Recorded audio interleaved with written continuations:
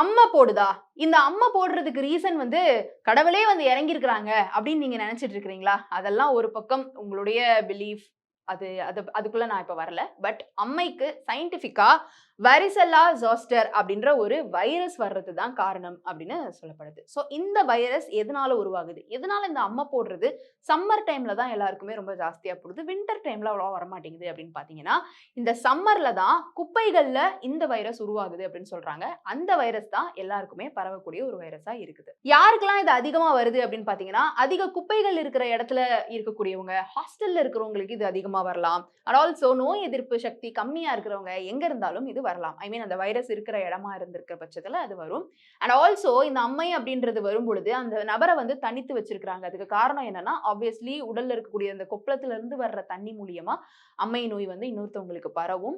And அவங்க இருமுனாலோ, தும்முனாலோ அதுல இருந்து கூட பரவும். அவங்க யூஸ் பண்ண பொருட்களை யூஸ் பண்ணாலும் பரவும். அதனால தான் ஒரு கொரோனா வந்தவங்கள வந்து எப்படி நம்ம ஐசோலேட் பண்ணி வைக்கிறோம், அந்த மாதிரி அம்மை நோய் வந்தவங்கள ஐசோலேட் பண்ணி வைக்கலாம். அதுல எந்த தப்பும் இல்ல. அண்ட் ஆல்சோ அவங்களுக்கு மேல இந்த வேப்பில, மஞ்சள்லாம் யூஸ் பண்றது வந்து அவங்க மேல இருந்து பேய் ஓட்டுற மாதிரி ஒரு ஃபீல் அது பண்ண வேணாம். இது எல்லாமே கிருமி நாசினி. அந்த கிருமி நாசினி அவங்களுக்கு வந்து உபயோகமா இருக்கும். வேப்பிலையில வந்துட்டு பெட் பண்றதோ, மஞ்சள் வந்துட்டு போடுறதோ, வீட்டு வாசல்கள்ல அந்த வேப்பிலைய ஏன் கட்டி வைக்கிறாங்கன்னா, அந்த வீட்ல அம்மை வந்திருக்கு.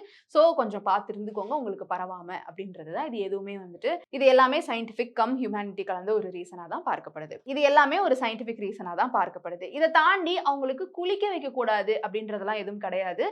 குளிக்கும் பொழுது ரொம்ப தேய்ச்சு அதெல்லாம் வந்து பண்ண முடியாது. அதனால தான் மேக்ஸிமம் குளிக்கவே கூடாது அப்படின்ற மாதிரியான ஒரு நிலையில இருக்காங்க. பட் கொஞ்சம் நீங்க ப்ராப்பரா டேக் கேர் பண்ணிட்டு நல்லா குளிச்சுட்டு, நல்லா துணி வச்சு இப்படி ஒத்தி எடுத்துக்கிறீங்க அப்படின்னா, அவங்க வந்து குளிச்சுக்கலாம். அந்த மாதிரி ஒரு குளியல் மெத்தட நீங்க ஃபாலோ பண்ணலாம். வயசானவங்கள பொறுத்தமட்டில அவங்களுக்கு அம்மை வரும்பொழுது, pneumonia, brain fever, kidney allergy இதெல்லாமே ஒரு ரேர் கேஸ்ல வர்றதுக்கான சான்சஸ் இருக்குன்னு சொல்லப்படுது.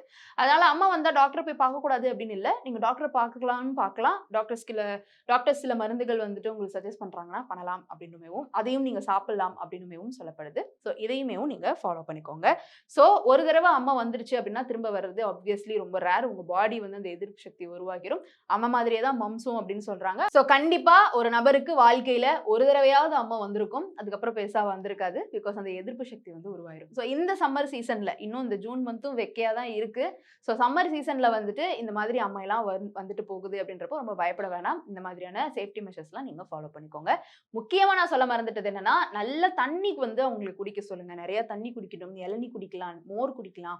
இந்த மாதிரி அவங்க உடல வந்து ஹைட்ரேட்டடா வச்சிருக்கணும். பிகாஸ் அவங்க வந்து டீஹைட்ரேட் ஆயிருவாங்க அப்படின்னு சொல்லப்படுது. இத பத்தின உங்களுடைய கருத்து இருந்தா கீழ வந்து கமெண்ட் பாக்ஸ்ல ரியா என் கூட ஷேர் பண்ணலாம்.